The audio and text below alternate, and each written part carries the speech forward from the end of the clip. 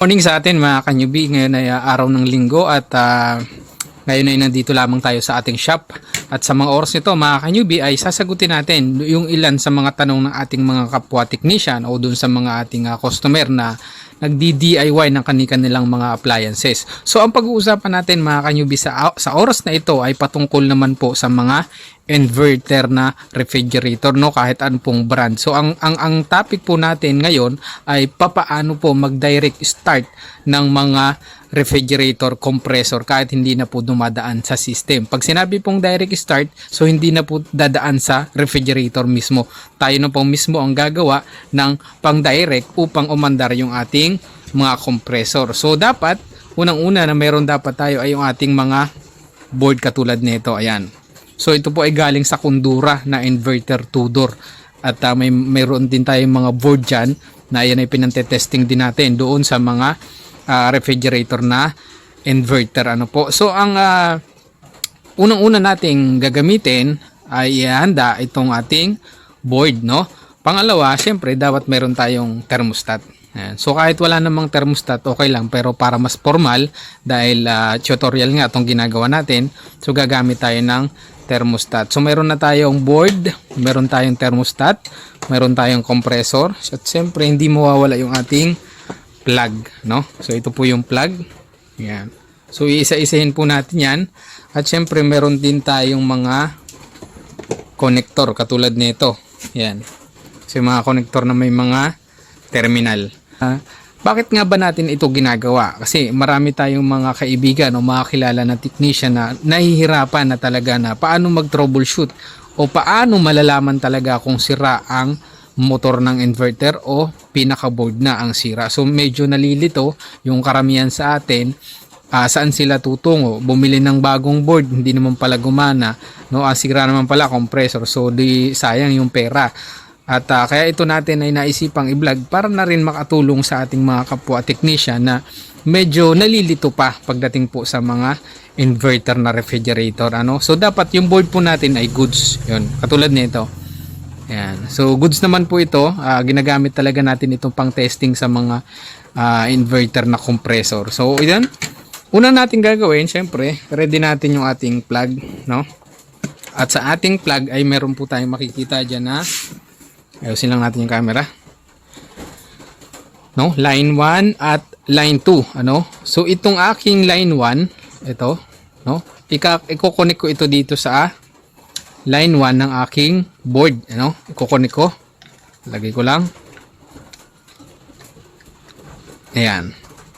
So naka-connect na yung ating line 1. Ang susunod naman natin, yung ating line 2 ay dinugtungan natin ng, yan, kung mapapansin nyo may splice yan. So bakit kanyubi may splice? So may gagawin tayo dyan, ano? So isusunod natin, nakakonekta na yung ating line 1 dito sa ating line 1 ng ating board.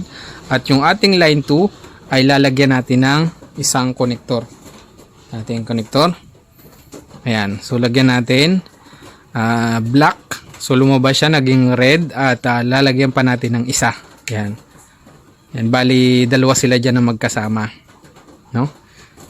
So itong line 2 natin na lumabas ay naging red na, ay i-connecta naman natin dito sa ating line 2. Yan.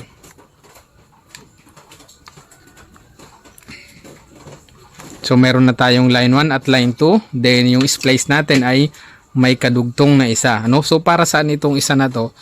Ito po ay gagamitin natin sa ating thermostat. Sabi ko nga kanina, kahit walang thermostat, mapapagana natin itong ating inverter compressor, pero para mas formal, kasi nag-tutorial tayo, gamit tayo ng thermostat, ano? So kapag ka nakaharap po kayo sa specs ng thermostat, dito nyo siya ilalagay sa bandang kaliwa.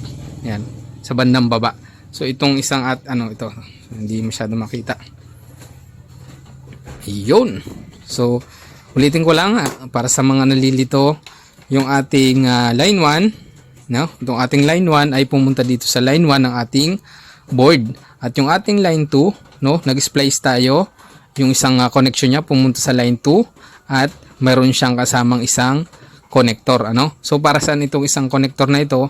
Dito natin siya ilalagay. Yan.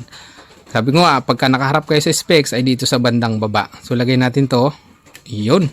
Then mapapansin nyo, kulang pa tayo ng isa na lang, no? Yung ating isang terminal papunta naman sa ating thermostat. So dapat meron para tayong connector. Ano tayo? Ayun.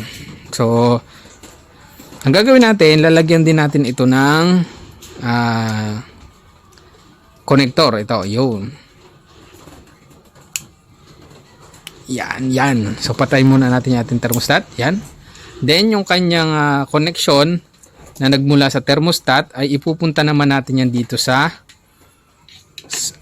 speed, no? Ito ang tawag po dito ay speed, yung speed switch po na tinatawag, ano? Baka malito kayo mga ka-newbie sa paglalagay ng terminal na nagmula doon sa thermostat ay pagka nakaharap po kayo dito sa ganyang board, dito nyo po ilalagay sa bandang kaliwa. Baka malito kayo ha, paalala. So lalagay natin ito, no?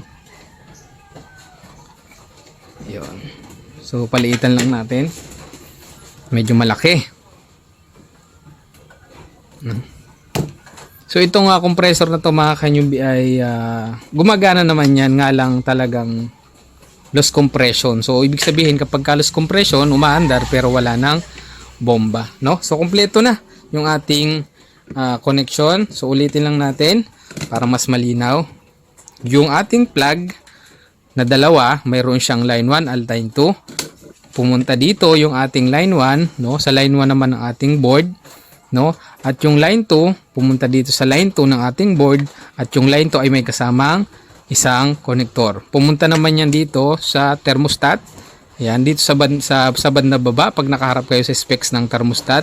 At pagkagaling naman sa thermostat, pumunta naman yan dito sa ating speed switch na tinatawag, no? Kasi hindi po aandar itong ating motor kapag wala po siyang signal.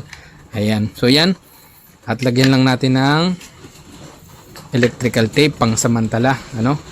So ginagawa po natin ito mga ka-newbie para makatulong tayo doon sa ating mga kapwa technician na medyo nalilito pa rin pagdating po sa mga inverter, no? Then ilagay natin yung ating terminal, yan. Yan, ilagay natin. At ilagay din natin yung ground. Yun. So tingnan natin kung aandar. Yan. So naka-ready na yung ating wiring connection, at ngayon ay titingnan natin kung aandar ito. So tingnan natin, saksak ko na. Yan. So hindi pa siya aandar kasi naka-off pa yung ating thermostat. So on ko lang.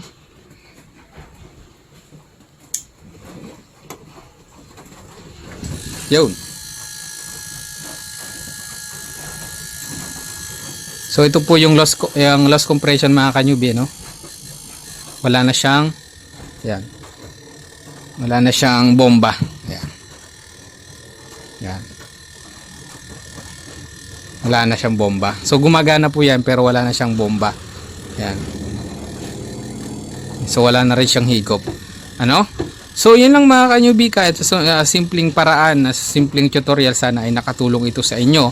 Maging doon sa ating mga customer na mahiling magdi-DIY na kapag ka nalilito na saan nga ba ang sira, doon sa board o doon sa compressor. So sa mga oras na to ay nakatulong tayo doon sa mga nalilito. Yun lang mga ka-newbie, salamat po sa panonood at God bless po.